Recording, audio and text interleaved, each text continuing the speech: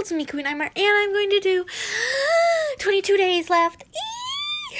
I'm going to do a Drarry fanfiction. Let me find it. It's called, oh wait, no, that's it, right?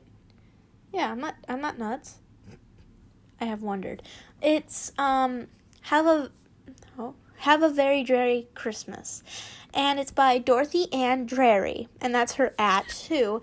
And it's on Wattpad. So I do most of these on Wattpad. I mean, all of them on Wattpad. Okay, it's the first one for today is The Mistletoe. Additional tags. Hogwarts 8th year. Harry drug. Oh boy, I need to be medicated. Whoops. Okay, you didn't hear that. Harry dug through his bag and groaned when he realized that he had left his half-finished assignment up in the towers. He glanced up at Hermione guiltily, and she shook her head. I'll, just go grab it, and be right back then, Harry said quickly, and pushing out of his chair and hurrying out of the library. He desperately needed Hermione's help on the theory part of the Transfiguration assignment due after the holiday break, and she was headed home in 2 days. So he wasn't paying attention as he should have been, which is to say he had completely forgotten about the rogue mistletoe that had been put up around the school by romantic and assholes alike. Until his feet stuck fast to the floor, he nearly face planted into a flagstones. He just barely caught himself on the archway from which the nasty little plant hung. Looking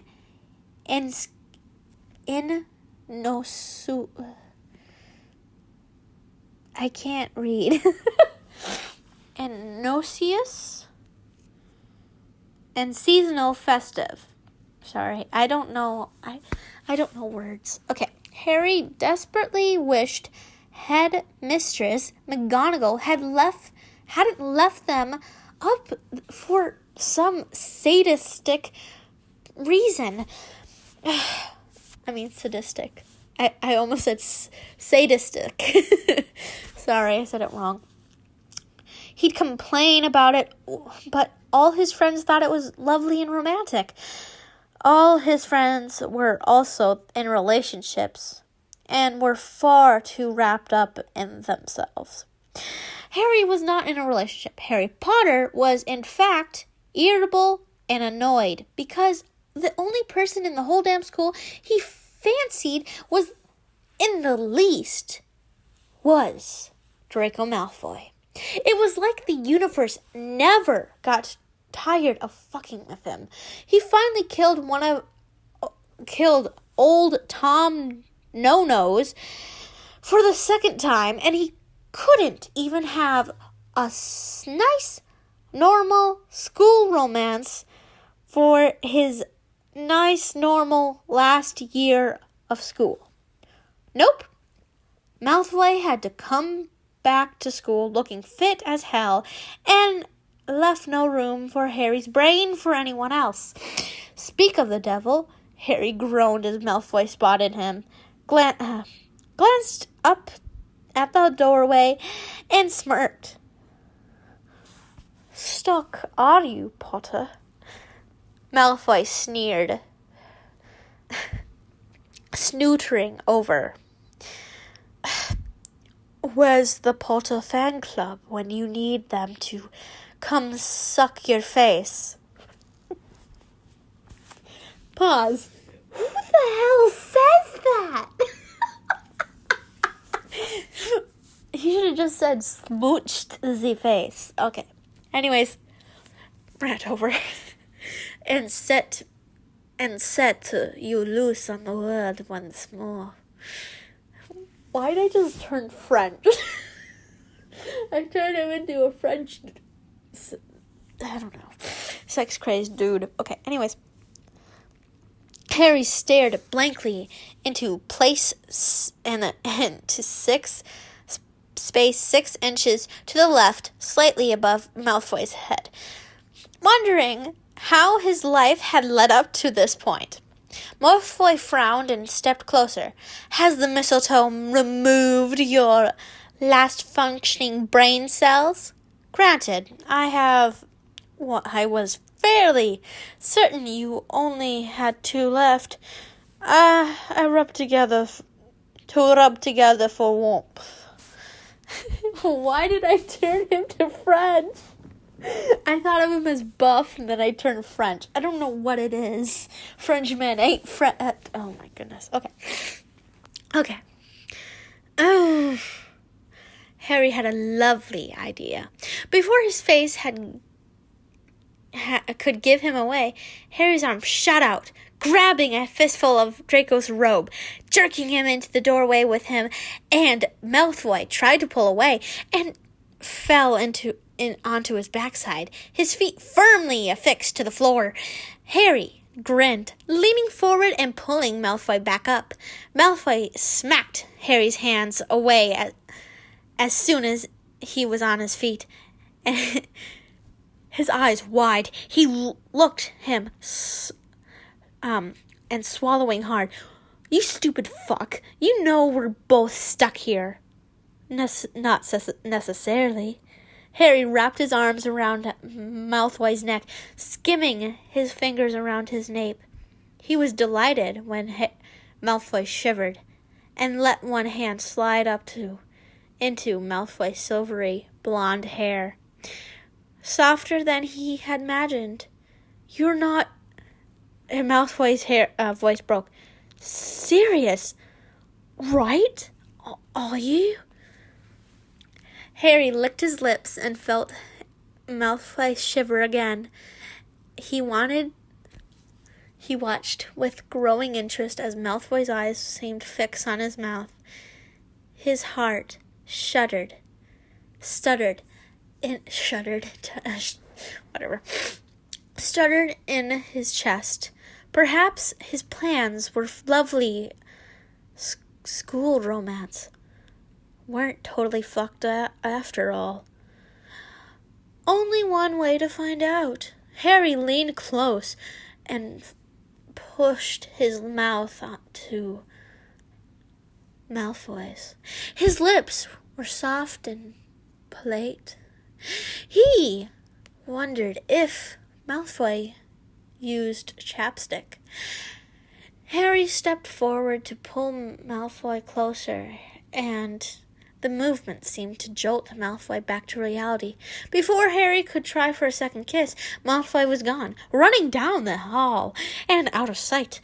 Harry sighed, continuing his journey up to the tower and trying to memorize the feeling of that one brief kiss. Sorry, I took so long, he apologized. Back at the library, I got stuck under the mistletoe. Those things are such a nuisance. Why'd she turn into a valley girl? Sorry. Hermione, grossed, not bothering to look up from her parchment. Ron grinned. Who'd ya kiss then? He wagged his eyebrows. Malfoy?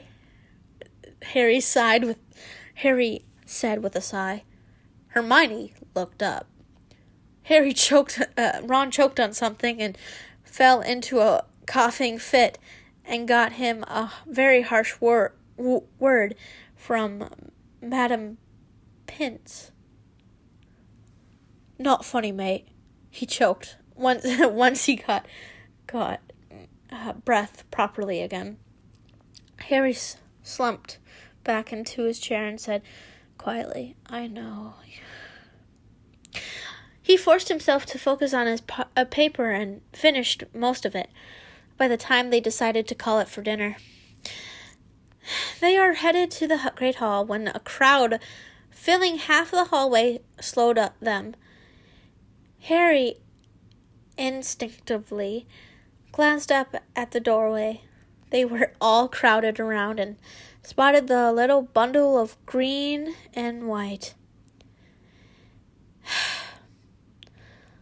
I'd hope you're all enjoying yourself, a familiar voice sneered acidly. A group, mostly Ravenclaws and Gryffindors, made appreciative titters and whispered excitedly amongst themselves. They hadn't hexed him yet, so that was good. Malfoy must have been holding his tongue. A group of girls near the back was doing a choosing game, and Harry wasn't sure of the loser or the winner. If the loser or the winner would have to kiss Malfoy. So that, Harry muttered, veering into the group before his friends even knew what he was doing. He wove through the students, ducking the experimentally gesturing arm of tall Ravenclaw near the front and the 2 steps under the archway. His feet stick in place jarringly. You! Malfoy flushed. Harry grinned. Fancy seeing you here. He glanced at the shocked faces of the assembled around them. Shoved into it?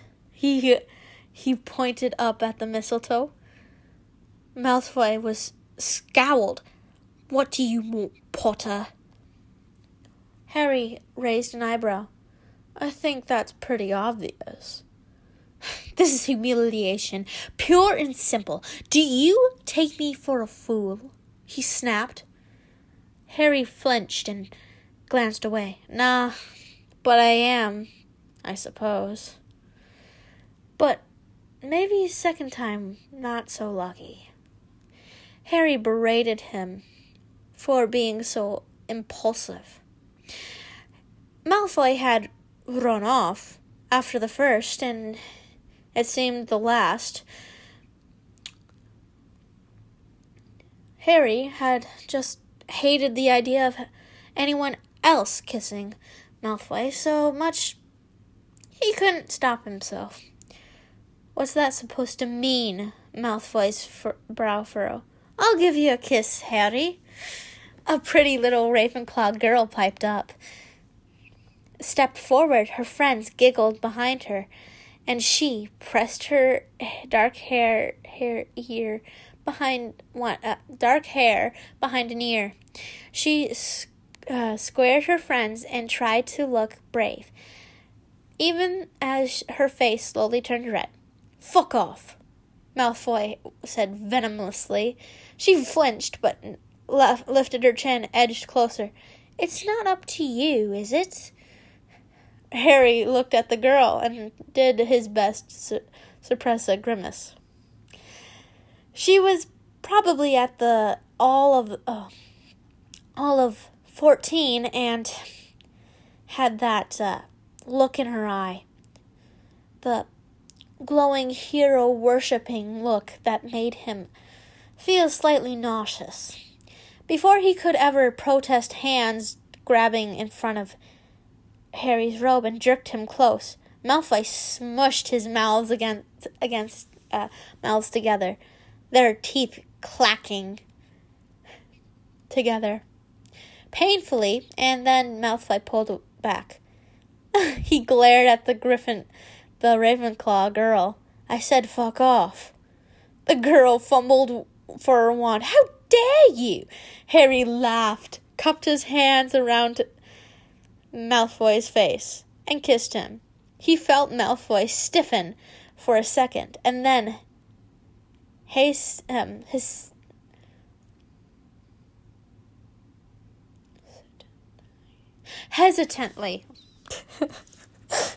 See, I told you I'm really bad with words.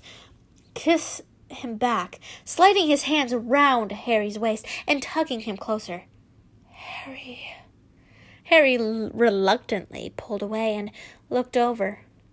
Hermione raised her eyebrows and gestured to the crowd with "What are you doing?" look. Behind her, Ron was so pale his freckles stood out like ink spots. Malfoy stiffened. Harry quickly grabbed Malfoy's hand and pulled him down the hall and out of sight. As soon as they were around the corner, Malfoy stopped, still radiating tension and embarrassment. What do you want, Potter? Do you want to go to Hogsmeade with me? Harry blurted out. Malfoy hesitated, his brow furrowing. Are you asking me out on a date? Harry felt his cheeks get hot. Yeah. He fidgeted nervously. I am. Malfoy looked away abruptly, and the tops of his cheeks taking on a faint flush. I need to fetch my cloak. Harry beamed. I'll meet you by the doors in 10 minutes. Oh, man, that was good. This is a great series, and I am so happy for you guys to be a part of this. And I can't wait to do more. Okay, guys, don't forget to check out the merch down below. Don't forget my give out. I want to start a